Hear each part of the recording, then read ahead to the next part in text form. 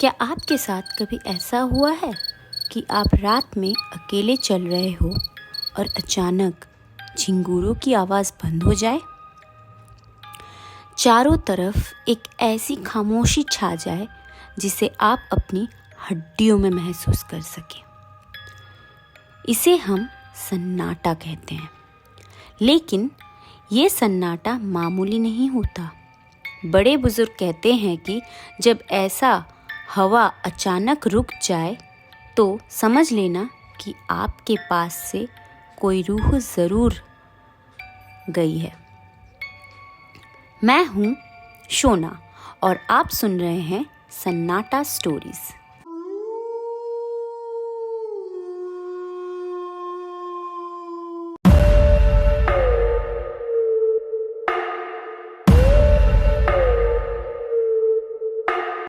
तो चलिए आगे बढ़ते हैं और सुनते हैं आज की कहानी खामोशी का साया।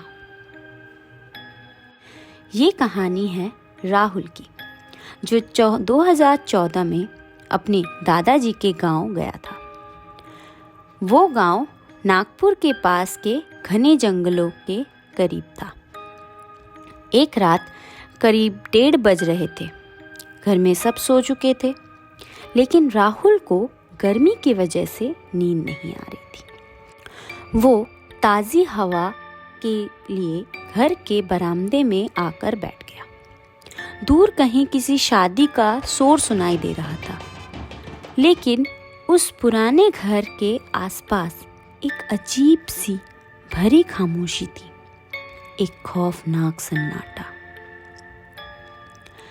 राहुल की नज़र अचानक घर के पुराने कुएं पर पड़ी। वहाँ एक औरत खड़ी थी। उसने लाल साड़ी पहनी थी, लेकिन चांद की रोशनी में वो साड़ी काली लग रही थी। राहुल को लगा शायद कोई मेहमान होगा। उसने आवाज़ दी, दीदी, आप यहाँ क्या कर रही हो? कोई जवाब नहीं मिला। राहुल उसके करीब जाने लगा। जैसे जैसे वो आगे बढ़ रहा था, सन्नाटा और गहरा हो रहा था। उसे अपने खुद के कदमों की आवाज़ भी सुनाई देने बंद हो गई। जब वो उस औरत के बिल्कुल पास पहुंचा, तो उसने फिर पूछा, दीदी? तभी वो औरत धीरे से पलटी।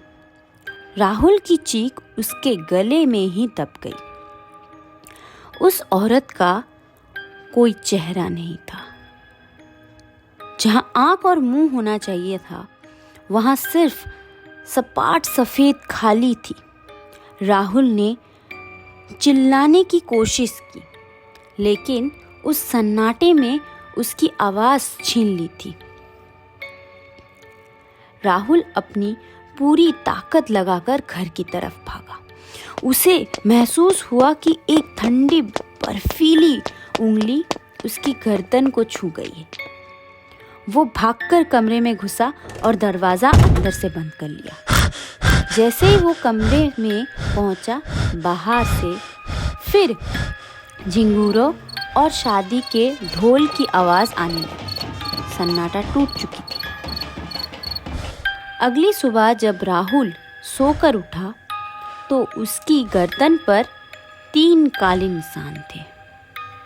गांव के तांत्रिक ने बताया कि राहुल खुशकिस्मत था, जो एक बार उस सन्नाटे के जड़े में आ जाता था, वो कभी वापस नहीं आता था। क्या आज आपके आसपास भी सन्नाटा है? गौर से सुनिए।